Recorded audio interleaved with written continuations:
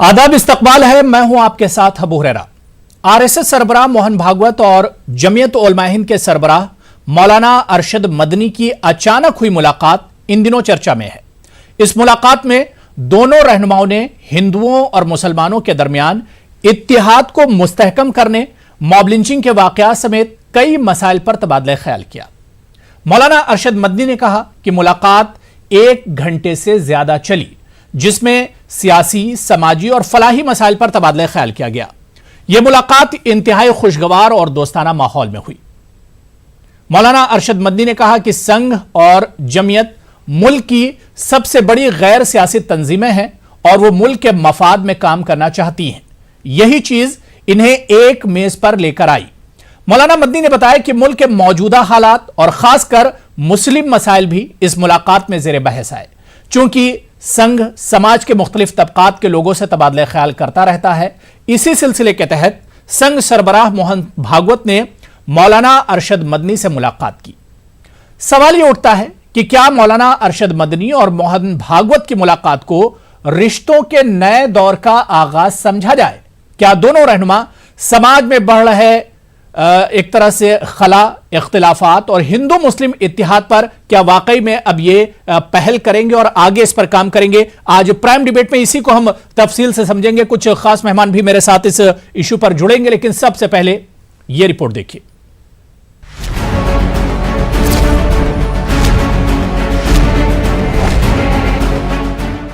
जमीयत उलमा हिंद के सरबराह मौलाना अरशद मदनी ने गुज़िश्ता जुमे को आरएसएस के दहली में वाक़े दफ्तर केशव कुंज में संघ के सरबराह मोहन भागवत से मुलाकात की। यह मुलाकात 1.5 घंटे तक चली।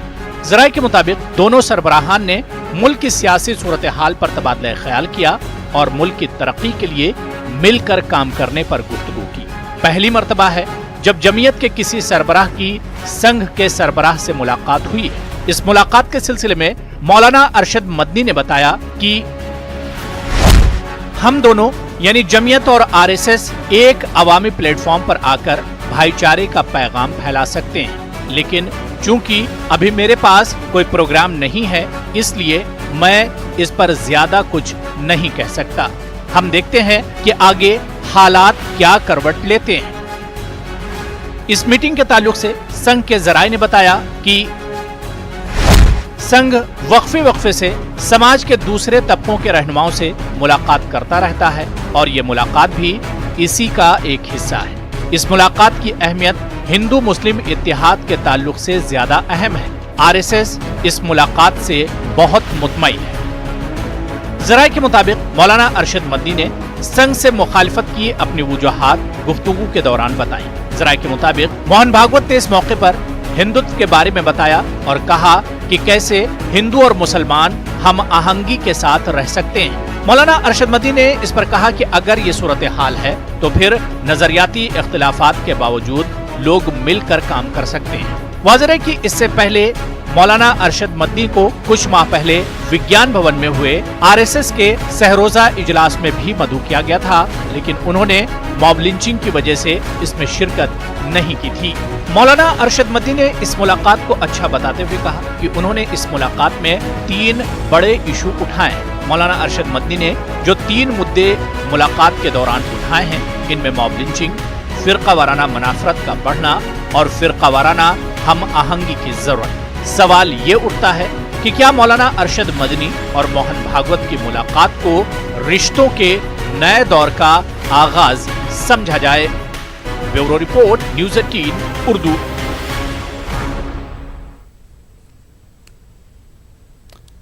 तो आज बहुत अहम इशू पर प्राइम डिबेट पे हम बात करेंगे। मौलाना अरशद मदनी जो कि जमीयत उलमा हिंद के सदर हैं, सरबराह हैं, और उन्होंने मुलाकात की है खुद आरएसएस के हेड ऑफिस दिल्ली पहुंचकर केशव कुंज में मोहन भागवत जी से उन्होंने मुलाकात की और ये मुलाकात इन दिनों काफी चर्चा में है। सवाल कई तरह के इस मुलाकात पर उठ रहे हैं कि आखिर मौलाना मदनी को क्या जरूरत पड़ गई ये अचानक मुलाकात की, क्योंकि इस मुलाकात से पहले इसके बारे में किसी तरह की कोई चिमगोइयां नहीं हुई, कोई खबरों में एक तरह से ये सुर्खी नहीं बन पाई ये पूरी मुलाकात। लेकिन इस मुलाकात के आखिर माने क्या कुछ हैं? क्या वाकई में मौलाना अरशद मदनी के जहन में मुल्क के हालात को लेकर एक तरह से वो तशवीशमंद थे, जिसे उन्होंने मोहन भागवत से एक तरह से शेयर किया है और उनके साथ उन्होंने ये तमाम मामलात पर चर्चा की है, गुफ्तगू की है। क्या वाकई में ये अब मानकर चला जाए कि मुल्क में जमीयत उलमा हिंद के जरिए मुस्लिम तबके की और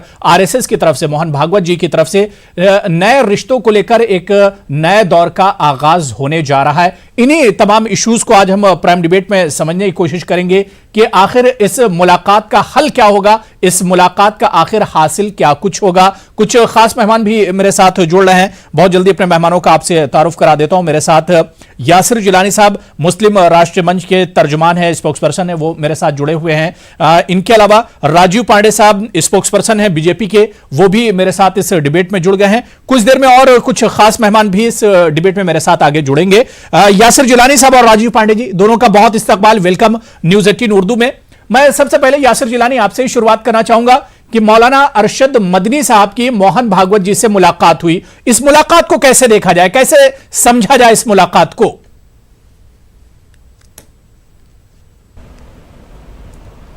देखिए, इसको थोड़ा पीछे जाना पड़ेगा। पिछले 20 साल से राष्ट्रवादी मुसलमानों के बीच में एक तंजीम काम कर रही है, अपने ही लोगों के मलामत को, अपने लोगों को की गालियों को, अपने लोगों के गुस्से को झेलते हुए एक ब्रिज बनाने का काम कर रही है मुस्लिम राष्ट्रीय मंच, जिसके सरबराह हैं आदरणीय इंद्रेश कुमार जी, जिन्होंने हिंदुस्तान का कोई ऐसा सूबा, कोई ऐसे सूबे का ज़िला, कोई ऐसे ज़िले का मंडल और जनपद नहीं हो जहां मुसलमानों से उन्होंने राब्ता नहीं कायम किया या उनके लोगों ने राब्ता नहीं कायम किया। इसलिए राब्ता कायम किया गया। पिछले 22 सालों का ये इतिहास है, ये जर्नी है, जिसमें मुसलमानों को ख़ास करके जो बहुत निचले तबके पे मुसलमान पहुंच चुके थे, उनको मेन स्ट्रीम में कैसे लाया जाए। उनको मौजूदा सरकार जो है, ये तो 2014 से आई है, इससे पहले से ये काम हो रहा है। और एक चीज़ और जो ख़ास करके मुस्लिम कौम के सामने ये रखा गया हमेशा से कि आरएसएस जो है वो आपकी दुश्मन है, आरएसएस जो है वो आपको नहीं अपनाएगी। लेकिन फिर भी जो ऑर्गेनाइजेशन मुस्लिम राष्ट्रीय मंच, जिसके सरबराह आदरणीय इंद्रेश कुमार के दिशा निर्देश पे मुसलमानों को जोड़ने का काम, मुसलमानों के बीच में मुसलमानों के फलाह और बहबूद का काम, मुसलमानों के तरक्की के लिए, मुसलमानों के अच्छी एजुकेशन के लिए, मुसलमानों के अच्छे स्वास्थ्य के लिए ये काम शुरू हुआ। काम बेहद बेहद खतरनाक मोड़ तक गया है। लोगों ने एक्सेप्ट नहीं किया। लोगों को लगता था कि शायद हम लोग जो बात कह रहे हैं वो बहकाने का, भड़काने का और पता नहीं क्या क्या। हमने तो झेला है अबू हुरैरा साहब, मैंने झेला है, खुद मैंने झेला है। हमने कश्मीर से कन्याकुमारी तक काम किया उस झेलते हुए। लेकिन हम जब अल्लामा मौलाना सैयद अरशद मदनी साहब, आदरणीय सरसंघ चालक मोहन भागवत जी से मुलाकात करते हैं, तो उस दिन हम लोगों का जो सीना है वो फक्र से चौड़ा हो गया।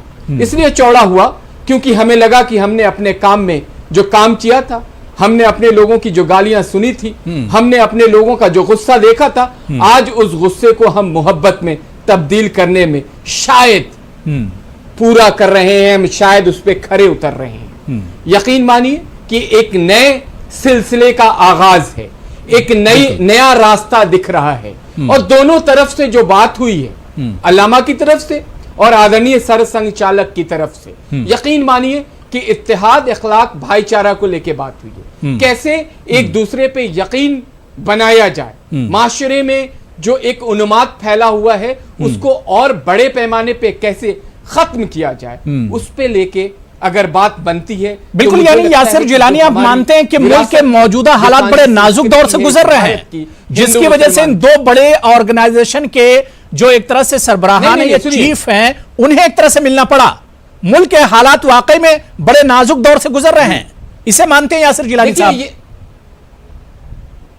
नहीं, मैं आपको इसमें एक चीज क्लियर कर दूं अबू हुरैरा साहब, ये कुछ उर्दू प्रिंट मीडिया के नामो नेहात सहाफी हैं जिनको ये बात रास नहीं आ रही है, और वो इस तरह के प्रोपेगेंडा और फेक न्यूज तमाम आप इस वक्त प्रिंट मीडिया, सोशल मीडिया में देख लीजिए, मौलाना साहब के लिए क्या क्या कहा जा रहा है। कोई लिख रहा है कि एफसीआरए की उनके ऊपर रेड पड़ी थी, कोई कह रहा है कि पता नहीं कैसे 100 करोड़ का मामला है। इतनी गंदी सोच के ये सहाफी हैं प्रिंट मीडिया के, मुझे कहने में कोई गुरेज नहीं, और ना हम लोग घबराते हैं, क्योंकि हमने गालियां सुनी है, हमने हमला झेला है। सहाफी बिरादरी में देखिए सभी आते हैं, यासिर जिलानी साहब के बीच, वो चाहे प्रिंट के हो या इलेक्ट्रॉनिक के हो या सोशल मीडिया के हो, सहाफी बिरादरी में सभी आते हैं, उस पर किसी को मोर्दे इल्जाम नहीं ठहराया जा सकता। यासिर जिलानी साहब, दो और खास मेहमान मेरे साथ नहीं, मैं कुछ लोगों को मैं, आप परसों से देखिए, मैं ये मोबाइल लेके बैठा हूं। जब आपने मुझे डिबेट की दी, हमने स्वागत किया, हमने जब मौलाना मिले तो हमने स्वागत किया कि ये स्वागत योग्य कदम है। हिंदू मुसलमानों के बीच में जो ब्रिज कहीं ना कहीं जिसकी खाई बहुत बड़ा बढ़ गई, जाहिर सी बात है कि अगर इस मुलाकात से वाकई में रिश्ते मजबूत होते हैं, बात बनती है, अगर आप और मुल्क में हम आहंगी आती है, फिरका वाराना हम आहंगी आती है, वाकई में बहुत बड़ा काम है मोहन भागवत जी की तरफ से और मौलाना अरशद मदनी की तरफ से भी। वन बाय वन ये खास मेहमान इस वक्त मेरे साथ और जुड़ गए, मुमताज आलम रिजवी साहब, सीनियर जर्नलिस्ट है, वो भी मेरे साथ जुड़ गए। जी मुमताज आलम रिजवी साहब, आपका भी बहुत इस्तकबाल। और इनके अलावा मेरे साथ नईम रब्बानी साहब, सेक्रेटरी हैं जमाते इस्लामी हिंद के, वो भी मेरे साथ जुड़ गए हैं। नईम रब्बानी साहब, आपका भी बहुत इस्तकबाल न्यूज़ 18 उर्दू में। मैं नईम रब्बानी साहब आपके पास ही आना चाहूंगा। जो बातें यहां पर यासिर जिलानी साहब कह रहे थे, मुस्लिम राष्ट्रमंच के तर्जुमान है, स्पोक्स पर्सन है, और अक्सर हमारे साथ इस तरह के इश्यूज पर वो जुड़ते हैं, बड़ी बेबाकी से अपनी बात यासिर जिलानी साहब रखते हैं। मैं नईम रब्बानी साहब सीधे सीधे आपसे सवाल जानना चाहता हूं कि मौलाना अरशद मदनी साहब की जो मोहन भागवत से मुलाकात हुई है, इसमें हमने देखा कि मुस्लिम जो समाज है वो बटा हुआ है। कुछ लोग इसे बहुत अच्छा कदम बता रहे हैं, जबकि कुछ लोग इसे एक तरह से निगेटिव वे में ले जा रहे हैं। इस मुलाकात को आखिर देखा कैसे जाए, नईम रब्बानी साहब?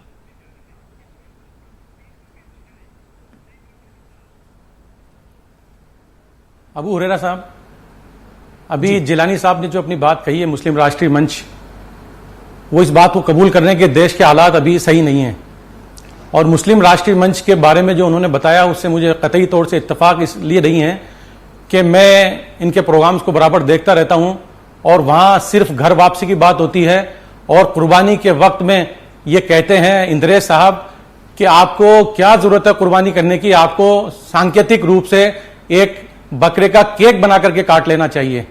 तो ऐसे संगठन जब इस देश में काम कर रहे हों, और मौलाना अरशद मदनी और मोहन भागवत दोनों को मिलाने के लिए मैं नहीं समझता कि किसी मुस्लिम राष्ट्रीय मंच की जरूरत है। ये दोनों खुद समझदार हैं, बहुत बड़ी जो तंजीमें इस देश में काम कर रही हैं दोनों ग्रुपों की तरफ से, उसके बड़े जिम्मेदार हैं। तो इस देश में ये बात तो बिल्कुल सही है कि अभी कुछ डर और भय का माहौल चल रहा है। तो इस दौर में जब इनकी बातचीत हुई है, बात करेंगे, हमें उम्मीद ये बात झूठ बोल रहे हैं, इससे बेहतर नतीजे सामने आएंगे। ये भी और उन्हीं लोगों में जो शामिल हैं जो लोग झूठ बोलते हैं और यहाँ झूठ बोल रहे हैं बैठ के। मुझे मैं बिल्कुल ये झूठ है, ये कुर्बानी को लेके जो बात कही है, ये गुनहगार होंगे। सैयद यासिर जिलानी ने जो बयान पिछले बकरीद में, ये यहाँ इनके जो मुस्लिम राष्ट्रीय मंच के जो लोग हैं उनसे बात कर सकते हैं आप, और किस तरह से घर वापसी के ऊपर इस तरह के इनके पूरे लेक्चर उसी के ऊपर देश में जो माहौल अभी चल रहा है उसमें हम इसको बड़े मुश्किल तरीके से मुसलमानों ने कि अगर इस देश में इन जैसे नामोनिहाद मुसलमानों ने जिनकी कोई औकात नहीं है, जिनकी कोई पहचान नहीं है, जो सोसाइटी में यासिर जिलानी साहब डिबेट शुरू तो होने दीजिए। यासिर जिलानी साहब औकात नहीं है कि यासिर जिलानी साहब थोड़ा सा सुन लीजिए। देखिए एक तरफ तो रिश्तों को जोड़ने की बात हो रही है, अरशद मदनी साहब इसीलिए तो मिले हैं, अरशद मदनी साहब इसीलिए मिले हैं ताकि जो बचा हुआ समाज है वो एक प्लेटफॉर्म पर आए। अगर इस तरह से डिबेट की बातें करेंगे तो फिर जाहिर सी बात समाज जुड़ेगा। मैं यासिर जिलानी साहब आ रहा हूं। यासिर जिलानी साहब आप अपना एतराज जरूर दर्ज कराइए। यासिर जिलानी साहब सुन लीजिए, यासिर जिलानी साहब सुन लीजिए, यासिर जिलानी साहब सुन लीजिए थोड़ा सा।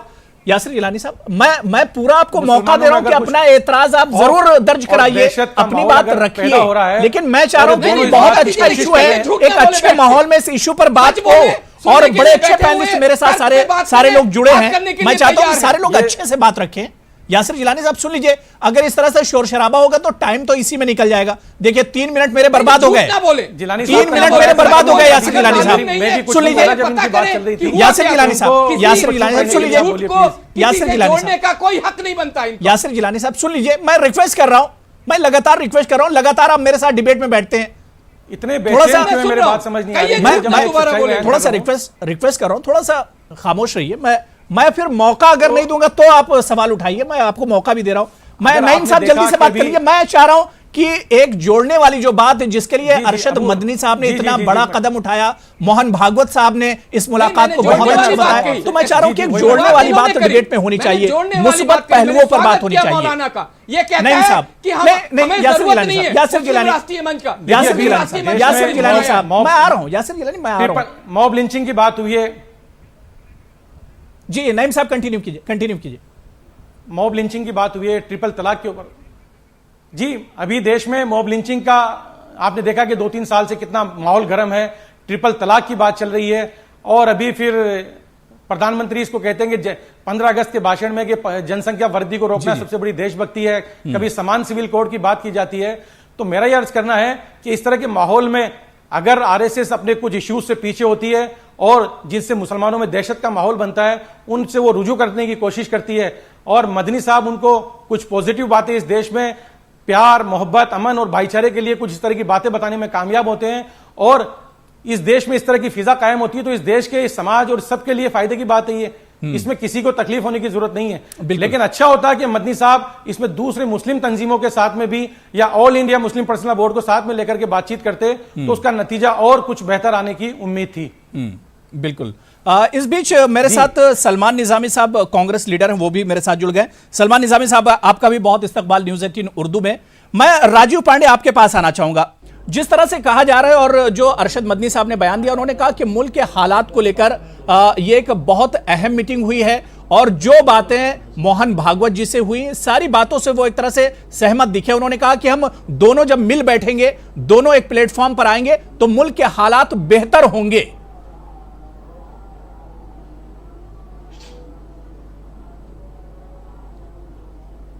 सलमान निजामी साहब, लग रहा है राजू पांडे जी तक मेरी आवाज नहीं जा रही। सलमान निजामी साहब, अरशद मदनी साहब और मोहन भागवत जी की मुलाकात, और इस मुलाकात का मकसद यही बताया जा रहा है कि एक जो गैप आ गया है मुल्क में समाजी तौर पर, उस खला को पुर किया जाए, उस गैप को पुर किया जाए, उसके लिए मुलाकात हुई है।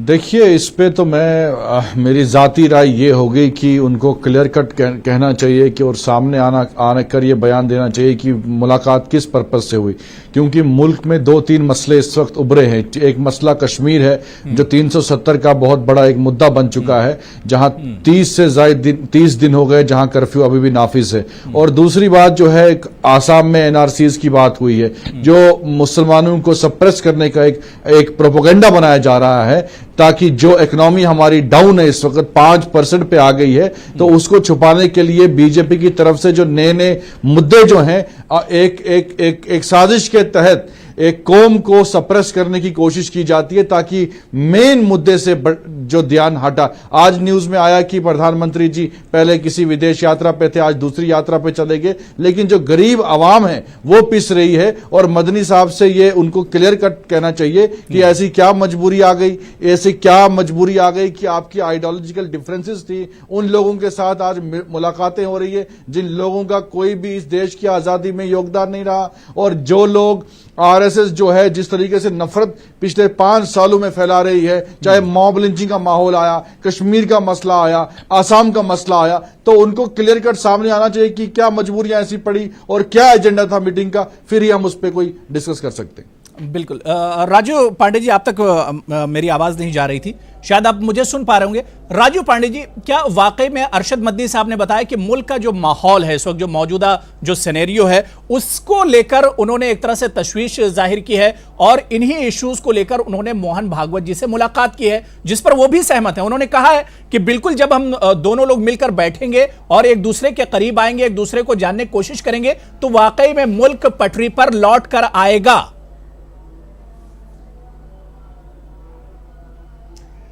अबू जी देखिए, भारत एक डेमोक्रेटिक कंट्री है और यहाँ पर जब तक दो लोगों के बीच बात होती है, दोनों परम पूज्य सरसंघ चालक जी और मदनी जी के बीच जो मुलाकात हुई है, वो क्या बात हुई है तो हम और आप बात नहीं कर सकते, लेकिन मेरा मानना है कि जो डेमोक्रेसी में जो सबसे ज्यादा जरूरी है वो है संवाद, और संवाद होना चाहिए। बिल्कुल बिल्कुल। और ये जो संवाद है ये हमारे डेमोक्रेटिक नॉर्म्स को मजबूत करेगा, हमारे डेमोक्रेसी को मजबूत करेगा। देखिए दोनों लीडर दोनों अपने अपने ऑर्गेनाइजेशन को हेड कर रहे हैं और मेरा यह मानना है इसको जोड़ना एनआरसी से, आर्टिकल 370 से। एक तो आर्टिकल 370 का इश्यू खत्म हो चुका है, अब इस पर कोई बात नहीं है, 2-4 पिटीशन लगे हुए हैं honourable supreme court of India में।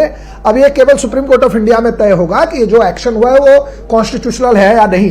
तो पॉलिटिक्स इस पर खत्म हो चुके हैं, जो लोग पॉलिटिक्स कर रहे हो अपना बोरिया बिस्तर बांध करके हिमालय की तरफ जाएं, इसलिए आर्टिकल 370 पे पॉलिटिक्स की कोई जरूरत है नहीं। अब जहां तक बात है एनआरसी की बात है, एनआरसी का विषय है, आप लोगों को शायद पता होगा कि 19 लाख जो लोग गए हैं उसमें मैक्सिमम तो हिंदू हैं, 50% से ज्यादा हिंदू हैं। तो ये भी जो एक एजेंडा चलाया गया कि भारतीय जनता पार्टी एनआरसी का इसलिए समर्थन कर रही है कि बांग्लादेशियों को भगाना है। देखिए मैं एक बात बताता हूं, मैं यही कह रहा हूं कि इस सब विषय को आप मत लाइए। मेरा अपना जो मेरी समझ है, देश की स्थिति जो भी है संवाद रहना चाहिए, और संवाद से जो भी आपके मन में है किसी दूसरे ऑर्गेनाइजेशन के बारे में कोई भी शका शुबा है वो दूर होता है। और जैसे यासिर जिलानी जी को मैं सुन रहा था कि राष्ट्रीय स्वयंसेवक संघ कभी भी कोई भी डिसीजन या कोई भी निर्णय हिंदू मुस्लिम के आईने से देख करके नहीं लेता। सारे हम भारतीय हैं, इस भारतीय उपमहाद्वीप में जो भी है वो सब भारतीय हैं, और भारतीयों को अगर हमको अपने देश को आगे ले जाना है तो हम सबको साथ में काम करना पड़ेगा।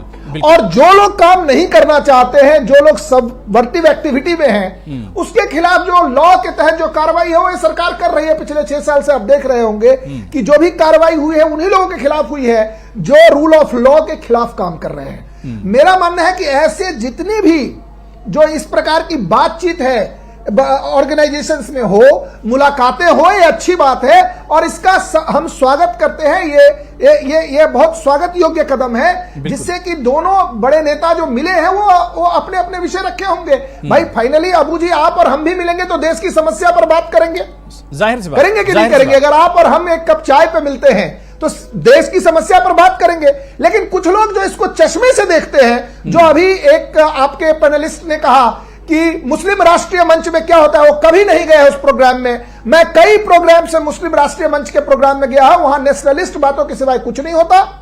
जो सही है उस पर बात होती है। यासिर जिलानी जो कहा है वो बिल्कुल सत्य है। और देखिए प्रोपेगेंडा चलाने से कुछ होने वाला है नहीं। प्रोपेगेंडा चलाते चलाते लोग हार जाएंगे, थक जाएंगे, देश परम वैभव की तरफ जाएगा। सब लोग मिलजुल करके भारत माता इस बात में तो सच्चाई है कि मसलों का जो हल है, मसाइल का हल एक तरह से बातचीत में ही है।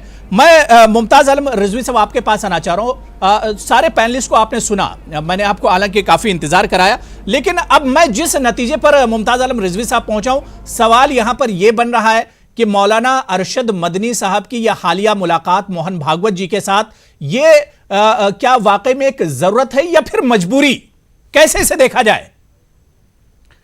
देखिए, जिसका जो नज़रिया होगा उस नज़रिए से इस मुलाकात को देखेगा। ज़रूरत भी हो सकती है, मजबूरी भी हो सकती है। जो लोग मजबूरी समझ रहे हैं वो मजबूरी के तहत जायज़ा लें, जो लोग ज़रूरी समझ रहे हैं वो ज़रूरी के तहत जायज़ा लें। बिल्कुल। सबसे पहले ये कि जो जिलानी साहब इतना चीख चीख के बोल रहे थे, देखिए चीखने से कोई मसला हल नहीं होता। सही बात है। सबसे पहले समझना चाहिए। और जिस तरीके से उन्होंने उर्दू जर्नलिस्ट, अगर मैं इनसे 10 उर्दू के जर्नलिस्टों के नाम पूछूंगा तो शायद ये न बता पाए, लेकिन वो चीख चीख के बोल रहे हैं। नंबर दो कि मौलाना अरशद मदनी से मेरी खुद बात हुई और मैंने इंकलाब में पूरी रिपोर्ट, सबसे पहले जो है इंकलाब में पूरी रिपोर्ट मैंने शाया की है। और आज भी मैंने शाया की है एक रिपोर्ट जो कहीं नहीं है सिवाय इंकलाब के, कि बहुत जल्द मोहन भागवत जी और मौलाना अरशद मदनी मुश्तरका प्रेस कॉन्फ्रेंस करेंगे। बिल्कुल। ये दोनों खबरें जिलानी साहब देखें और ये देखें कि इसमें कहाँ क्या खिलाफ लिखा गया है इस मुलाकात को लेकर के। इसके अलावा मैंने कई आर्टिकल पढ़े पिछले 2-3 दिन में कि जो बहुत ही मुस्बत अंदाज में लिखे हैं। लेकिन मैं इनसे पूछना चाहता हूं जिलानी साहब से कि क्या आप ये मानते हैं कि आरएसएस और जमीयत उलमा हिंद में नजरियाती इख्तलाफ है या नहीं है? पहले ये बता दीजिए। मौलाना अरशद मदनी जब मुलाकात करके आए, मेरी उनसे मुलाकात हुई, मेरी बातचीत हुई और उन्होंने बहुत क्लियर, एक मिनट, एक पहले सुन लीजिए, बहुत क्लियर कट उन्होंने कहा कि नजरियाती इख्तलाफ मेरा आरएसएस से कल भी था और आज भी है। ये बात वाज़ेह की है, क्योंकि मुल्क जो है ऐसे माहौल, मुल्क में ऐसा माहौल बन गया है कि बहुत जरूरी है कि हम मिल बैठें और हिंदू मुस्लिम एकता की बात करें, ताकि एक भाईचारे का माहौल बने और मुल्क जो हमारा, जो नफरत की दीवारें जो उठती जा रही हैं और मजबूत होती जा रही हैं। क्योंकि देखिए, हमारे सामने पाकिस्तान जैसा चैलेंज है, हमारे सामने चीन जैसा चैलेंज है, हमारे सामने माशी चैलेंज है सबसे बड़ा, बेरोजगारी है, इक्तिसादी जो सूरत हाल है मुल्क की, ये सबसे बड़ा चैलेंज है। तो ये सब देखते हुए क्या ये जरूरी नहीं है, क्या ये जरूरी नहीं है कि खुशहाली रहे? देखिए, जब तक कोई मुल्क या कोई घर या कोई माशरा खुशहाल नहीं होता है, तब तक जो है वहां ग्रोथ नहीं होती है, और ग्रोथ की बहुत जरूरत है हमारे मुल्क को। तो इसलिए दोनों अगर बड़े लीडरान, जिसमें ये कह रहे हैं कि मुस्लिम राष्ट्रीय मंच जो है वो कई साल से, 20 साल से कोशिश कर रहा है, इसलिए ऐसा हुआ है, तो माफ कीजिएगा, मैं इससे मुत्तफिक नहीं हूं। दोनों लीडरान जो हैं, दोनों रहनुमा जो हैं, वो बहुत पुराने, बहुत सीनियर हैं, और दोनों समझते हैं, दोनों पढ़े लिखे हैं, दोनों हालात पर नजर रखते हैं। वो किसी राष्ट्रीय मुस्लिम मंच या इसकी वजह से नहीं मिले, बल्कि हालात ऐसे पैदा हो गए हैं कि जरूरी था कि दोनों एक साथ आए, और ये दोनों एक साथ आए हैं। कोई मुखालफत करे, कोई हिमायत करे, कोई कुछ भी कहे, कोई नहीं, आने वाले दिनों में आपको कोई पूछ नहीं रहा है। आप नहीं, हमें पूछा, हम तो जर्नलिस्ट हैं, हमें क्या करेंगे पूछ के? आपको कौन पूछ रहा है? क्या हैसियत है आपकी? मुझे मालूम है क्या हैसियत है आपकी? क्या आपकी हैसियत बताइए? कौन आपको पूछ रहा है? कौन आपको पूछ रहा है? डिबेट पर आप शोर मचाइए, कौन आपको कोई तकलीफ नहीं है। हैसियत क्या है? पूछ रहा है आपकी क्या वैल्यू है? समाज में होने चाहिए। आप लोगों ने किया हो, बताइए, कोई वैल्यू बता दीजिए। आपने एक मुसलमान को मदद किया हो तो बताइए। आप एक मुसलमान को मदद किया हो तो बताइए। एक आदमी का नाम क्या है? जर्नलिस्ट का, जिसने इस मुलाकात का जवाब लिखा, समाज में क्या किया आपने? बताइए ना, चंदा वसूली किया आपने। आपने चंदा वसूली किया, मत कीजिए, नहीं डिबेट पर आइए। बर्बाद हो रहा है यासिर जिलानी साहब, मुमताज साहब, बर्बाद हो रहा है डिबेट का, बर्बाद हो रहा है डिबेट का। पर्सनल कमेंट बिल्कुल मत कीजिए, मैं राजू पांडे जी के पास जाऊंगा। थोड़ा सा ऑडियो थोड़ा सा डाउन कर दीजिए। पर्सनल कमेंट बिल्कुल नहीं। डिबेट में तो इतना कम टाइम रहता है, और फिर इस तरह से शोर करेंगे, पर्सनल कमेंट करेंगे, तो टाइम बर्बाद होगा, बर्बादी हो रही है। ठीक है, बात हो गई, यासिर साहब बात हो गई, यासिर साहब बात हो गई, मुमताज आलम रिजवी साहब, मुमताज आलम रिजवी साहब बात हो गई, यासिर साहब बात हो गई, मुमताज साहब बात हो गई, थोड़ा सा सुन लीजिए। राजू पांडे जी, आपका राजीव जी कंटिन्यू कीजिए। राजीव पांडे जी, मैं क्या कहना चाह रहा था, अभी जो भाई थोड़ा सा ऑडियो डाउन कर दिया, राजीव जी जवाब दे रहे हैं। अभी जो जर्नलिस्ट साहब जो थे, जो पैनलिस्ट थे, उन्होंने एक बात कही कि देश में बहुत सारी समस्या है, बेरोजगारी है, ये है, वो है, लेकिन उसमें जो बहुत सारी ज्वलंत समस्या है वो उनको दिखती नहीं है। उनको पॉपुलेशन जो है, जिस तरीके से हम पॉपुलेशन एक्सप्लोजन की तरफ जा रहे हैं, उनको समस्या नहीं दिखती। ये जो रोहिंग्या आकर के आज आईएसआईएस के लिए और आईएसआई के लिए स्लीपर सेल का काम कर रहे हैं, वो उनको नहीं दिखता। वो उनको जो बांग्लादेशी इन्फिल्ट्रेटर्स हैं, वो नहीं दिखता। देखिए, देश आपका भी और हमारा भी है, लेकिन आप जानबूझ करके कुछ ऐसी बातें, आपको ही पता है कि जीडीपी 2012 में 5% से नीचे भी गई थी, तो आप जानबूझ करके एक एजेंडा पर बात मत करिए। आज जो सब विषय है वो है कि क्या ये दोनों जो मदनी साहब और परम पूज्य सरसंघ चालक जी में जो मुलाकात हुई है उसके क्या मायने हैं। मेरे हिसाब से इसके मायने बहुत अच्छे हैं, क्योंकि जब आप बात करेंगे तो जो भी आपके मन में है, देखिए एनआरसी के बारे में बात हुई, या आर्टिकल 370 के बात हुई, अभी ट्रिपल तलाक के विषय में बात हुई। देखिए, फाइनली धीरे धीरे हम लोग एक पेज पर आ रहे हैं। देश के हित में जो सही है, जो संविधान सम्मत है, हम उस दिशा में बढ़ रहे हैं। बिल्कुल, बिल्कुल। जो भी कुछ होगा वो संविधान के दायरे में होगा और बातचीत से कम आप ये समझ सकते हैं कि देश के हित में क्या है। मैं अपनी बात रखूंगा, अबू हुरैरा जी अपनी बात रखेंगे और फिर इस दोनों आदमी के बाद से एक तीसरी बात निकल करके आएगी। और इस डिबेट में पर्सनल कमेंट मत करिए कि आप कौन है, हम कौन है, आपको जाहिर कौन सी बात पूछता है है। कि मेरा मुल्क के कहना है, मफाद की ही बात मुस्लिम होनी चाहिए। राष्ट्रीय और मंच आज जब एक दो बड़ा बड़ी काम कर रही है, दो बड़ी शख्सियतें नहीं देखिए, मुल्क के अबू जी, मफाद के लिए अबू जी, निकल मैं कर एक आई लाइन हैं, बोलना तो चाहता जाहिर हूं, सी अबू बात जी, है कि मैं एक उनकी लाइन बातों बोलना को चाहता सुनना हूं। चाहिए अबू जी, और मैं एक लाइन बोलना चाहता हूं। उनकी बातों पर ही डिबेट होनी चाहिए। बहुत अच्छी बात मुस्लिम राष्ट्रीय राजीव पांडे जी ने मंच कही। इस देश मुझे में एक बड़ा काम कर रही है, आंदोलन कर रही है। बिल्कुल बिल्कुल खाली बिल्कुल एक लाइन में बोलना चाहता हूं जी, जी। कि मुस्लिम राष्ट्रीय मंच राष्ट्रीय स्वयंसेवक के लिए मुस्लिम लोगों के बीच में काम कर रही है और जिन लोगों ने भय और झूठ मुस्लिम समाज में राष्ट्रीय स्वयंसेवक संघ के लिए फैला के रखा है, उस झूठ के ताने बाने को तोड़ने का काम कर रही है। जनता के बीच में जाने दीजिए कि राष्ट्रीय स्वयंसेवक संघ क्या काम करती है और जनता को चुनने दीजिए। आप चुनने दीजिए। मुस्लिम लोगों के बीच में राष्ट्रीय स्वयंसेवक संघ का काम ले जाने का काम नहीं, करती है ठीक है। मुस्लिम देखिए राष्ट्रीय अरशद मंच। मदनी या साहब यासीन गए ना भाई, वो अपने आरएसएस विषय के को लेके ऑफिस जाए। जाकर आप उन्होंने कौन है? मुलाकात आप की। मरवा रहे हो आप बेकसूर लोगों को, क्या काम करवा रहे हो आप?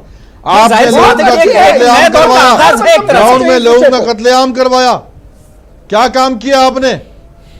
आजादी में अंग्रेजों की दलाली की, क्या काम किया आपने? तुम तो कुछ कहो मत, तुम कुछ मत देखिए, कहो। आपको फिर मुझे बहुत देर तक बताना पड़ेगा। हम क्यों नहीं कहें? नहीं ठीक है। देखिए RSS मुझे कमर्शियल ब्रेक पर जाना है। ठीक है, RSS सलमान निजामी साहब, मैं ब्रेक के बाद आ रहा हूं। यासिर गिलानी, मैं ब्रेक के बाद आ रहा हूं। अंग्रेजों की दलाली मुझे की। कमर्शियल ब्रेक पर जाना है। सलमान निजामी साहब, मैं ब्रेक के बाद आपके पास आ रहा हूं। नईम साहब भी वेट कर रहे हैं काफी देर से। सलमान निजामी साहब मैं आ रहा हूं, यासिर गिलानी मैं आ रहा हूं। छोटा सा मुझे कमर्शियल ब्रेक लेना है, लेकिन ब्रेक के बाद जो अहम इशू है कि मोहन भागवत जी और अरशद मदनी साहब अब करीब आए हैं, मुलाकात हुई है, मुल्क की तरक्की को लेकर बातचीत हुई है। क्या वाकई में एक रिश्तों का नया दौर का आगाज होगा, एक नया बाब खुलेगा रिश्तों का? इस पर भी हम ब्रेक के बाद बात करेंगे, तफसील से हाजिर होते हैं।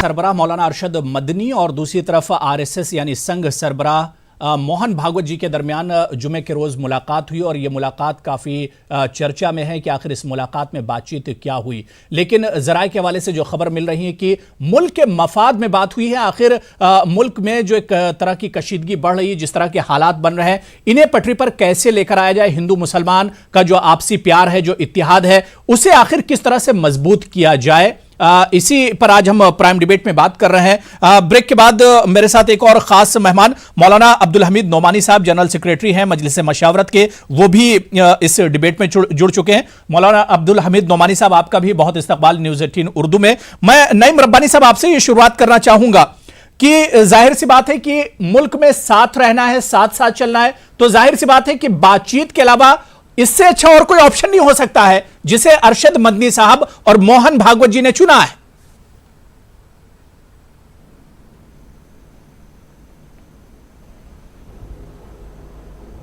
आवाज नहीं आ रही।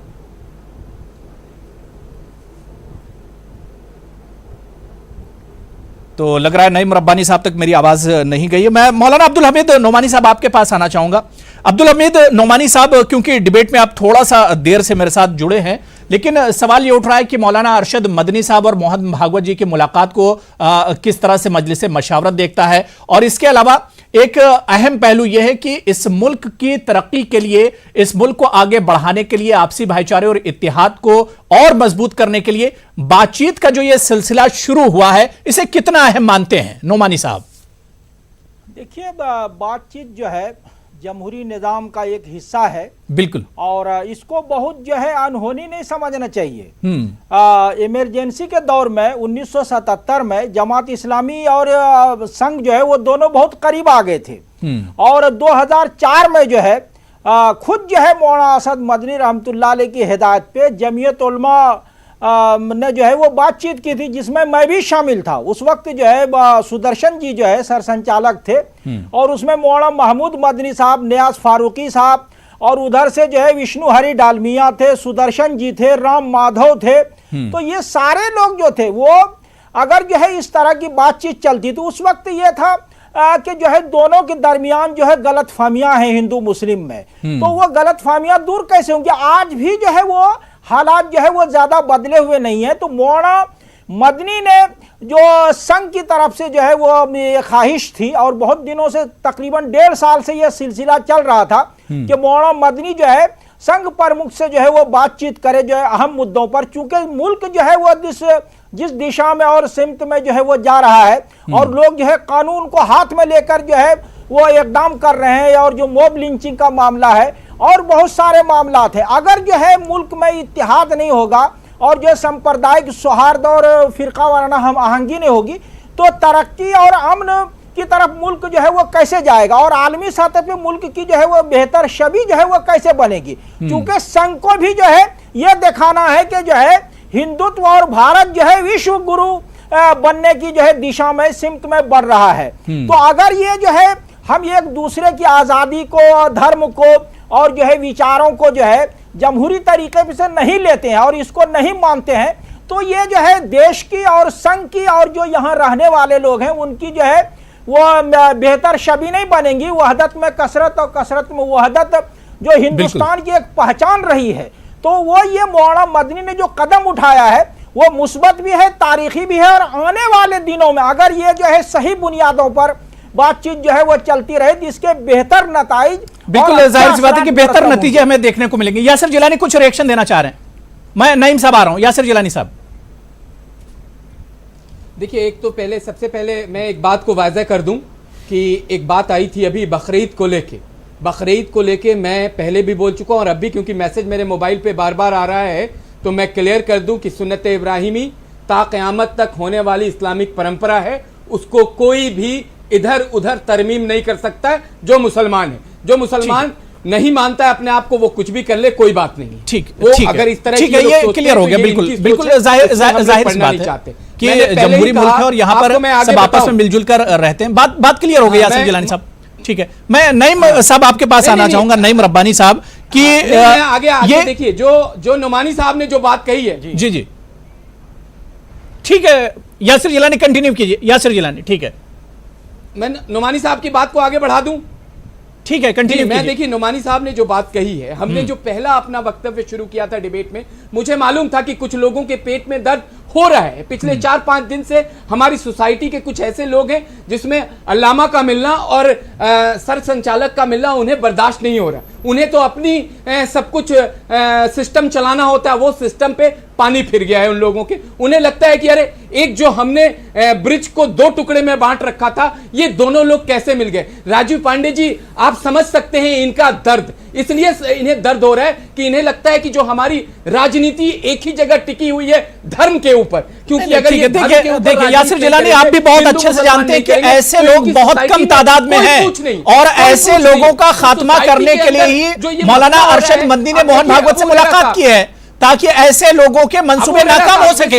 ऐसे लोगों की तादाद बहुत कम है, ऐसे लोगों की तादाद बहुत कम है। देखिए यहाँ पर जितने पैनलिस्ट बैठे हैं सबने इस मुलाकात को बहुत अच्छा बताया है, सबने इस मुलाकात को पॉजिटिव बताया, मुस्बत बताया है। तो ऐसे लोगों का चर्चा होनी नहीं चाहिए।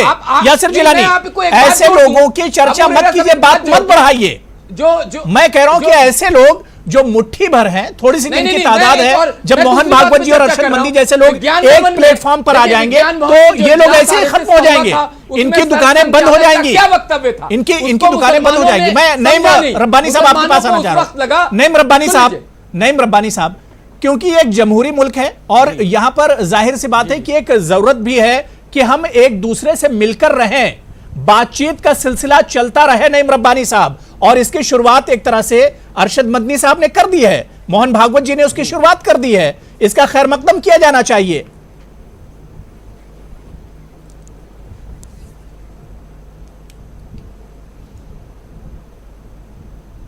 अरे अब आवाज कट रही है, देखो अब आवाज नहीं आ रही। नईम रब्बानी साहब, मैं ये कह रहा हूं कि एक अच्छा कदम बढ़ाया है दोनों लीडरों ने, तो इसका वेलकम किया जाना चाहिए। जी कंटिन्यू कीजिए, आवाज आ रही है आपकी। जी मैं अर्ज कर रहा हूं आपसे कि देखिए, हमने भी जमात इस्लामी जो 4 साल की पॉलिसी बनाती है उसमें उसने दावत जो है उसको सबसे टॉप प्रायोरिटी के ऊपर रखा है और हम इस बात की पूरे हिंदुस्तान में कोशिश कर रहे हैं कि जो कम्युनिकेशन गैप हिंदू और मुस्लिम या दूसरे समाजों के बीच में बढ़ रहा है वो खत्म होना चाहिए। ये सबसे टॉप प्रायोरिटी पर हो, क्योंकि जो गलतफहमी फैल रही है, चाहे मुसलमानों के बारे में हो, हिंदुओं के लिए, या हिंदुओं के बारे में मुसलमानों के अंदर हो, तो ये गलतफहमी जब ही खत्म हो सकती है जब हमारा कम्युनिकेशन, डायलॉग आपस के अंदर होंगे, और जब हम एक दूसरे से बातचीत करेंगे, एक दूसरे को समझेंगे, तभी जाकर के ये सौहार्द की जो धारा है वो आगे बढ़ सकेगी। आपको मालूम है कि हिंदुस्तान एक गुलदस्ते की तरह है जिसमें अलग अलग किस्म के फूल खिले हुए हैं, अलग अलग धर्मों, और उसके लिए डाइवर्सिटी है इस देश के अंदर। तो ये डाइवर्सिटी जब कायम रह सकती है जब एक दूसरे के बारे में जानेंगे, समझेंगे। या जितने भी पैनलिस्ट बैठे हैं, इन सबका इस बात पर इत्तेफाक है कि ये बातचीत जो है एक मुस्बित कदम है। अलबत्ता इस बात का मैंने आपको पहले भी कहा कि ये अगर मुस्लिम पर्सनल लॉ बोर्ड को या दूसरी जो लीडिंग तंजीमें हैं उनके साथ में लेकर के बातचीत की जाती तो और ज्यादा अच्छा रहता। और ये बात सबको अच्छी तरह से मालूम है कि अभी जो सरकार चल रही है वो कहां से चल रही है, ये बात बताने की जरूरत नहीं है। तो ये सरकार जहां से चल रही है, बातचीत वहीं से शुरू की है उन्होंने, और इसका खैर मकदम किया जाना चाहिए। अलबत्ता ये जरूर है कि दूसरी जो तंजीमें थी उनके साथ में रहती तो ज्यादा अच्छा था। उसके अलावा ये भी सुनने में आ रहा, रिजवी साहब अच्छी तरह से बता सकते हैं इस बात को, कि मदनी साहब ने कहा कि गुरु गोलवलकर और वीर सावरकर के जो विचार हैं, जो मतलब जिसको मुस्बित नहीं कहा जा सकता, उसके लिए आपने कहा है कि मदनी साहब ने कहा कि उन विचारों से वो सहमत नहीं है, और जो आइडियोलॉजी है उनकी, उस बात से भी उनकी सहमति नहीं है। अलबत्ता इस देश के मफाद के लिए, इस देश की तरक्की के लिए और इस देश को विश्वगुरु बनाने के लिए जितनी भी जो चीजें जरूरी हो सकती हैं वो हिंदू और मुसलमानों सबको मिलकर के साथ करना चाहिए। क्योंकि आप इतने बड़े 17-18 करोड़ की आबादी को नेग्लेक्ट कर करके तरक्की का, या जो $5 ट्रिलियन की आप बात कर रहे हैं, एक दूसरे के बगैर नहीं रहा जा सकता है, एक दूसरे के बगैर नहीं रहा जा सकता, ये तो सच्चाई है। मैं राजू पांडे जी आपके पास आना चाहूंगा। बहुत जरूरी जाहिर सी बात है कि आपस में मिलजुल कर ही एक तरह से मसले का हल निकाला जा सकता है। मुल्क में जिस तरह के हालात हैं, चाहे वो बेरोजगारी का मसला हो, या जिस तरह से माशी और इकोनॉमिक जो सिचुएशन है हमारी उसके हालात हों, या पिछले दिनों जिस तरह से मॉब लिंचिंग के वाकयात राजू पांडे जी हुए, और मैं उसमें मजहब के आईने से बिल्कुल नहीं देख रहा हूं कि कब हिंदू मारा गया, मुसलमान मारा गया। मॉब लिंचिंग पर मैं बात कर रहा हूं कि इस तरह के वाकयात जो हो रहे हैं, इन्हें खत्म करने के लिए राजीव पांडे जी, जाहिर सी बात है कि अरशद मदनी और मोहन भागवत यानी मुस्लिम और हिंदू सबको एक प्लेटफॉर्म पर आना पड़ेगा। अबू जी, मैं आपसे बिल्कुल सहमत हूं, लेकिन मैं एक बात पूछना चाहता हूं हमारे सभी पैनलिस्ट, जो एस्टीम पैनलिस्ट हैं, कि इस देश में सबसे कम आबादी का जो माइनॉरिटी है वो पारसी समाज है। कभी आपने उनको सुना है एक सब बात करते हुए कि हम बहुत कम हैं, हमारी ताकत कम हो गई? उसके बाद क्रिश्चियन समाज है, उसके बाद जैन है, सिख हैं, 2% से भी कम है, आप तो 18%, 15% है। देखिए क्या है ना, जो यासिर जिलानी साहब कह रहे थे उसके भीतर अगर आप जाकर के देखेंगे ना, उनका क्या कहना है कि कुछ लोगों की ये दुकानदारी है, एक मुस्लिम पर्सनल लॉ बोर्ड बना लेंगे हम, एक वक्फ बोर्ड बना लेंगे, ये बोर्ड वो बोर्ड, और हम ये बताने की कोशिश करेंगे हर समय कि वी आर डिफरेंट, हम अलग हैं। अरे अलग अलग कुछ नहीं है भैया, देश संविधान से चल रहा है, हम सब बराबर हैं, तो कोई अलग नहीं है। और जब आप अलग की बात करते हैं, मैं मॉब लिंचिंग पर नहीं आऊंगा, मॉब लिंचिंग पर मैं बाद में आता हूं, क्योंकि मॉब लिंचिंग एक दूसरा विषय है। आप देखेंगे कि किस प्रकार से एक ही धर्म के लोग भी दूसरे अपने ही धर्म के लोगों का मॉब लिंचिंग किया। अभी कल डॉक्टर की हत्या हो गई असम में, क्योंकि एक ट्राइबल की मृत्यु हो गई, वो एक अलग विषय है। मेरा यह मानना है कि ये जो डिफरेंट दिखने का जो कल्चर हमारे देश में आ गया, देखिए इस्लाम है, पूरे विश्व में है, और भारत में जो है भारतीय इस्लाम है। आपको ये समझना पड़ेगा। हो सकता है कि जितनी सारी त्रुटियां जो हिंदुइज्म में थी, जो राजा राम मोहन राय जी ने काम किया, सती प्रथा पर रोक लगाया, हो सकता है जो बहुत सारी प्रॉब्लम्स हैं, जो ये जानबूझ करके जो एजेंट है जो आजकल रूल कर रहे हैं मुस्लिम साइक को, उनको दिक्कत हो रही है। चाहे मुस्लिम पर्सनल लॉ बोर्ड है, उन्होंने ट्रिपल तलाक के बारे में क्या किया, वो हलाला पर उनका क्या स्टैंड है, उनका और सब विषयों पर क्या है, मैं नहीं जाना चाहता हूं आगे। तो जो विषय है कि जो लोग ठेकेदारी कर रहे हैं, ये मदनी साहब जो आज मिले हैं, दो बड़े लोग मिले हैं, सिर्फ एक ही सेक्टर में नहीं हो रही है, देश के लिए होगा। राजीव पांडे जी, सिर्फ मुसलमान ही ठेकेदारी नहीं कर रहे हैं, या यहीं के ऑर्गेनाइजेशंस नहीं कर रही हैं। अब मैं फिर वही कह रहा हूं कि आप चश्मा मत लगाइए, धर्म का चश्मा पहनकर बात मत कीजिए। बताइए जैन में कौन ठेकेदारी कर रहा है? विश्व हिंदू जैन बहुत ही कम समाज में है, क्यों नहीं हो जाते? संख्या बहुत कम है जैन की। पारसियों की बात, ये ठेकेदारी है, और ये ठेकेदारी करने वाले लोग चाहते हैं कि जो जिनकी पढ़ाई लिखाई नहीं है उनसे आप एक पॉपुलेशन एक्सप्लोजन कराओ, उसको रोकने की कोशिश है। हो सकता है मदनी साहब इसीलिए गए हो, उन्होंने थैंक यू कहा हो कि आपने समर्थन किया कि हमारे यहां जो सारे मुस्लिम कंट्री में ट्रिपल तलाक बैन था वो आपने करवाया। हो सकता है इसके लिए गए हो सकता है जो अगला कानून हलाला बनने वाला है मैरिटल रेप के बारे में, उस पर बात हो या रही, तो हमें क्या गलतफहमी पता। है पांडे जी, मेरा या तो कहना है गलतफहमी कि है। हम लोग राजा देखिए, राम आप मोहन इस्लाम राय के को जानकार सुधारक के नहीं रूप हैं, में आपको मानते पता हैं। नहीं, ठीक है, इस्लाम ठीक है, के बारे में ठीक है, राय में सभी ठीक है, सुधारक ठीक है, हैं। ठीक है, एक एक करके बात करें। ठीक है, राजू पांडे एक बात को देखिए, राजू पांडे के पूरा डिबेट दूसरी तरफ चला जाएगा।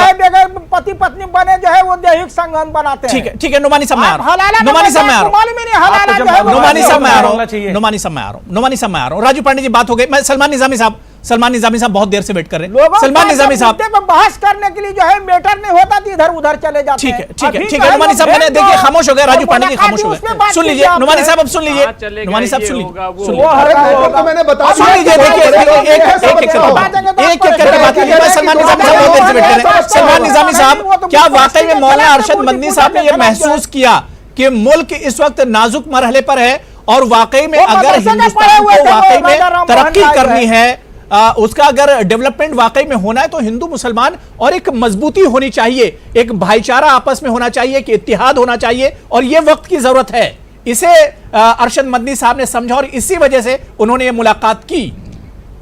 अरे वो संख्या कहने पे मुलाकात करने के लिए गए थे, ये मौलाना अरशद देखिए मदनी अभी साहब खुल का प्रस्ताव नहीं था। अभी खुल के जी जी, अभी 1.5 साल खुल के से सर आप वहां बैठे थे, मुलाकात हो ये रही जो है। आप सब वहां बैठे हुए किधर के कहने पर नुमानी साहब मैं आ रहा हूं। अरे काहे दो राय बड़े है के बीच में पड़ रहे हैं भाई आप? इन लोगों पे यकीन करना एक बेवकूफी होगी, क्योंकि इनका एजेंडा जो है, इन लोगों पर यकीन करना बेवकूफी होगी, क्योंकि इनका एजेंडा जो है, एजेंडा है हिंदू राष्ट्र का, हिंदू राष्ट्र बनाने का इनका एजेंडा है। चुनावी जिस पार्टी को ये समर्थन करते हैं उस पार्टी का भी ये मकसद है कि हिंदू राष्ट्र किस तरह बनाए। इन्होंने 5 साल में इस देश की जो बर्बादी की है वो आपने देख लिया कि इकोनॉमी हमारी जी, ये गलत है। नीचे गिर गई है। अबू जी, ये गलत इकोनॉमिकली है। हम बिल्कुल मैंने राजू जी खाली आपको हैं। कह दिया, मैं और ये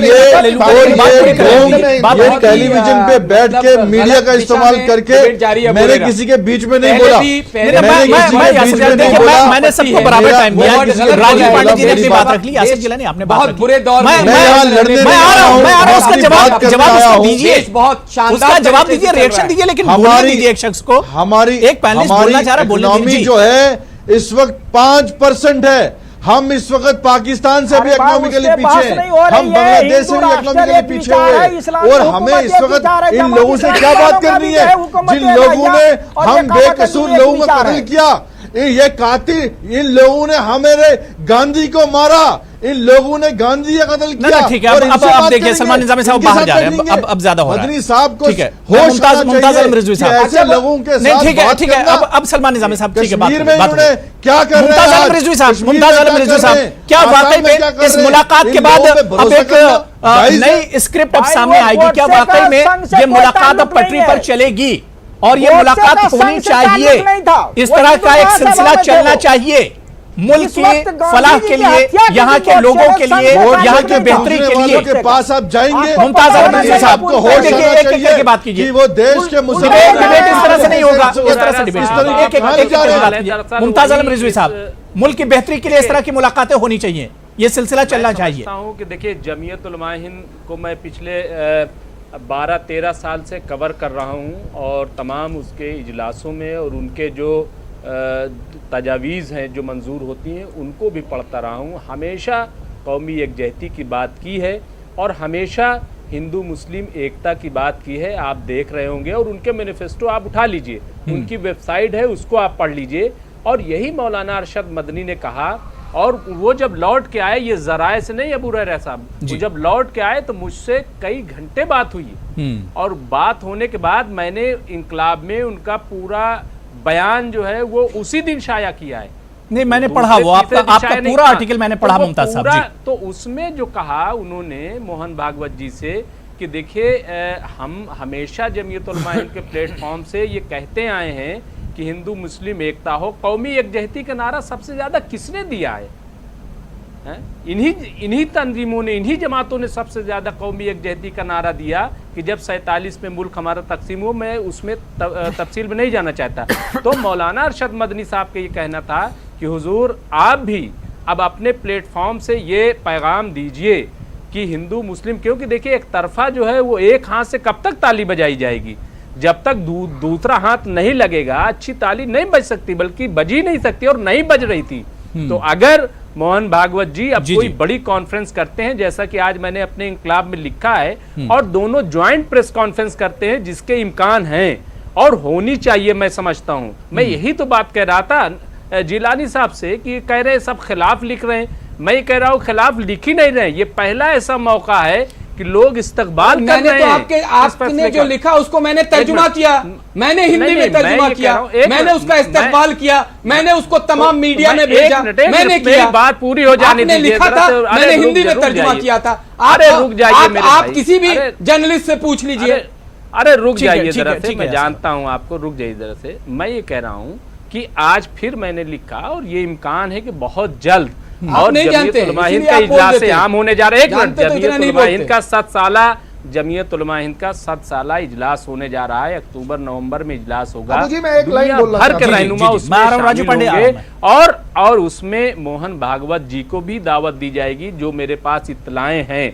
और अगर ऐसा होता है और दोनों मुश्तरका प्रेस कॉन्फ्रेंस करते हैं, एक अच्छा हिंदू मुस्लिम एकता का पैगाम देते हैं, और ये जो मार काट मची हुई है, ये जो खाइयां जी, जी। बढ़ती जा रही हैं, अगर ये खत्म होती हैं, देखिए तो यही इंसानियत है। दुनिया का कोई मजहब, बिल्कुल जाहिर सी मौलाए बात है कि कायनात, वो- एक मिनट, बिल्कुल एक मिनट, जाहिर सी बात है मौलाए कि बात से ही कायनात, बात हज़रत बनेगी। अली अलैहिस्सलाम ने मिलकर फरमाया बैठेंगे जब कि ही बात दीन इस्लाम बनेगी, ये है और कि इसी में इताअत सबकी भलाई है, परवरदिगार जाहिर सी और बात है। खिदमत खल्क़ दीन इस्लाम है। ठीक है, ठीक है राजू पांडे जी, मैं 20 सेकंड दे रहा हूं और यासिर जिलानी उसके बाद आ रहा हूं। 20 सेकंड आपको भी, नोमानी साहब उसके बाद आ रहा हूं। यस राजू पांडे जी, राजू पांडे जी। ये मैं केवल इतना कहना चाहता हूं कि अगर आप देश में देखें कि पहले देश की सारी समस्या एक है और सभी लोगों की समस्या एक है, लेकिन अगर आप मुस्लिम को एक ब्लॉक में भी देखें तो अशिक्षा और जो गरीबी है उनमें ज्यादा है। और ये सच्चर कमेटी की रिपोर्ट जो है वो क्लियरली बताती है। तो ये तो बीजेपी सच्चर कमेटी पर काम क्यों नहीं कर रही है? सोचना पड़ेगा सच्चर कमेटी अशिक्षा पर ये क्यों है? सरकार काम क्यों नहीं कर रही राजू पांडे जी? कर रही लिंचिंग कर रही है। नहीं, लेकिन लिंचिंग कर देखिए, ले या तो मैं क्या करूं, काम हो रहा है। अगर आपने स्टाइपेंड नहीं, काम हो रहा है तब तो उसका वेलकम किया जाएगा। अगर आप काम कर रहे हैं तो उसका वेलकम किया जाएगा। 2.5 करोड़ विकास की बात करेंगे, 2.5 करोड़ एक मुस्लिम तरफ से आप लड़कियों, लिंचिंग कर देखिए रहे हैं, आप दूसरी तरफ से 50% विकास आबादी की बात को कर रहे हैं। आप घर में बंद कर देंगे तो हम- आपका आउटपुट हम कहां से सेकुलर निकलेगा? लोगों से अरे बात इसीलिए करेंगे, 5 करोड़ सेकुलर हिंदू स्कॉलरशिप से की बात बात नहीं, करेंगे। ठीक है, सरकार ठीक है, यासिर जिलानी आपका रिएक्शन ले लो, तो मैं नुमानी साहब आ रहा हूं, नुमानी साहब आ रहा हूं। यासिर जिलानी आपका रिएक्शन, यासिर जिलानी साहब आपका रिएक्शन 20 सेकंड दे रहा हूं। गांधी का देश आगे बढ़ेगा। यासिर जिलानी, ठीक है, ठीक है गांधी राजू के पांडे। कातिलों से सलमान बात नहीं सलमान करनी निजामी साहब, चाहिए। बात हो गई। यासिर जिलानी 20 सेकंड आपको दे दूं। हमें सेकुलर हिंदू से बात करनी चाहिए। मैं नुमानी साहब आ रहा हूं उसके बाद। गांधी के यासिर प्रेमियों जिलानी से बात कंटिन्यू करनी कीजिए। चाहिए। यासिर गांधी जिलानी के कातिलों से बात बात शुरू करनी कीजिए। चाहिए। सलमान साहब बात हो गई। सलमान निजामी साहब बात हो गई। मैं आ रहा हूं। नुमानी साहब यासिर जिलानी बात कंटिन्यू कीजिए, शुरू कीजिए। सेकुलर हिंदू केवल आपको भारतीय जनता पार्टी ठीक है, ठीक है, बात हो गई। राजू पांडे की बात हो गई। वही हिंदू जो आज सरकार के लिए सरकार चला रहे हैं। ठीक है, देखते हैं आपको घर बात की डिबेट पे टाइम नहीं बचा है, बिल्कुल उसके बारे में एक बात एक करके करेंगे। बात। यासिर जिलानी, यासिर जिलानी, अगर सलमान बात निजामी से बात हो गई। वो उन निजामी साहब बात हो गई। मैंने देखिए टाइम दे दिया, मैंने आपको भी टाइम दे लोगों दिया। ने पहलू खान के लिए आवाज बोलने दीजिए। उठाई, जिन लोगों ने नुमानी कश्मीर साहब, के लिए सलमान- आवाज सलमान उठाई, निजामी साहब, जिन्होंने अखलाक के ठीक है, लिए यासिर आवाज जिलानी, उठाई, जल्दी से जल्दी जिन बात शुरू RSS कीजिए। अरे सलमान RSS के लोगों सलमान ने निजामी, कत्ल किया, सलमान उनसे निजामी बात चुप हो करनी जाइए। चाहिए। आपके पास इनसे मुद्दा बात नहीं, आप करने का चुप हो कोई जाइए। फायदा नहीं है। ठीक है, सलमान यासिर निजामी जल्दी से चुप हो कीजिए, जाओ मुझे यार। फिर नुमानी साहब वेट कर रहे हैं। अरे चुप हो जाओ भाई मेरे, कश्मीर जा नहीं रहे हो, बैठ के दिल्ली में कश्मीर की बातें करते रहते हो। देखिए मैं आपसे सिर्फ ये कहना चाहता हूं, मेरा सिर्फ ये मकसद है कि आप जो हमें इजलास जाने था दीजिए ना, विज्ञान भवन आप का, जाइए 3 ना। दिन का आरएसएस का, उसमें हम आपने सर संचालक को लगता है सुना नहीं, वहां पे गुरु गुलवर्कर को लेके जो उनकी बंच ऑफ थॉट है, उस किताब में जो बातें आई हैं उसको लेके भी सवाल किए गए थे। उन्होंने उसको भी क्लियर कह दिया था, क्लियर कर दिया था। और उन्होंने एक बात ये भी कही थी कि हिंदुत्व जो है बिना मुसलमान के अधूरा है हिंदुस्तान, ये बात भी क्लियर हो गई थी। तो बिल्कुल नहीं, मुसलमानों को जाहिर समझना सी बात है कि इस तरह चाहिए। की और मैं बातें एक पहले बात पहले और की जा चुकी है और आपके मोहन भागवत जी सामने ने जोड़ दूं मुसलमानों कि को लेकर भारत बड़े के हालात बयान भी दिए हैं बहुत अच्छे और हैं। मुस्बत अगर बयान लोग- आता है। अगर मैं नुमानी देखिए, साहब आपके मेरे पास आ रहा जानकारी हूं। है नहीं कि जिलानी जैसे साहब देखिए इजलास टाइम हो में गया। मैं नुमानी जमीयत बुला रही है, साहब, नुमानी साहब मैं आपके पास आ रहा हूं। नुमानी साहब वाकई में अगर इस मुलाकात में, इस बातचीत में तामीरी पहलू छुपा हुआ है तो ये मुलाकात होनी चाहिए वाकई में, अगर ये तामीरी बातचीत है। देखिए सबसे पहले जो है मैंने ही खैर मकदम किया था ये मैंने क्लियर लिखा था। ये दिक्कत ये है कि ये लोग जो है संघ को पढ़ते नहीं है। तो मुझे मोहन भागवत में एक नई बात है, दोनों तरफ की इक्वल बात होगी। मोहन भागवत में एक नई बात है कि वो कहते हैं कि समय अनुसार जो है आदमी को बदलना चाहिए। देखिए ये जो है मोहन भागवत की जो है जीवनी है ये। अबू हुरैरा साहब, मैं देख रहा हूं। जी जी, अबू हुरैरा साहब, ये देख रहा हूं मोहन भागवत की जो है जीवनी है, इसमें पूरी चीज है। वो कहते हैं समय अनुसार बदलना चाहिए। तो इनसे जो है ना वो कहीं न कहीं आशा बनती है कि अगर जो है साझी जो है वो बातों पे और मुश्तरक मामले पे अगर जो है दोनों करीब आते हैं, जी जी, तो देश को और जो है राष्ट्र को और यहाँ की जनता सबके लिए फायदा, हिंदू मुस्लिम बिल्कुल जाहिर सी बात है कि अगर बातचीत से ही माहौल एक बनता है और बातचीत से एक मजबूती आती है, तो ये बातचीत होनी चाहिए, बात से ही बात निकलनी चाहिए और ये बात बंद नहीं होनी चाहिए। जो एक सिलसिला शुरू हुआ है इस पर आगे भी बातचीत होनी चाहिए और इस पर फिर हम डिबेट करेंगे, क्योंकि बड़ा अच्छा पैनल था, बड़ी अच्छी बातें हुई। बहुत बहुत शुक्रिया यासिर जिलानी साहब, सलमान निजामी साहब, मुमताज आलम रिजवी साहब, मौलाना अब्दुल हमीद नुमानी साहब, नईम रब्बानी जी और राजू पांडे, सभी का बहुत बहुत शुक्रिया प्राइम डिबेट में जुड़ने के लिए। आदाब।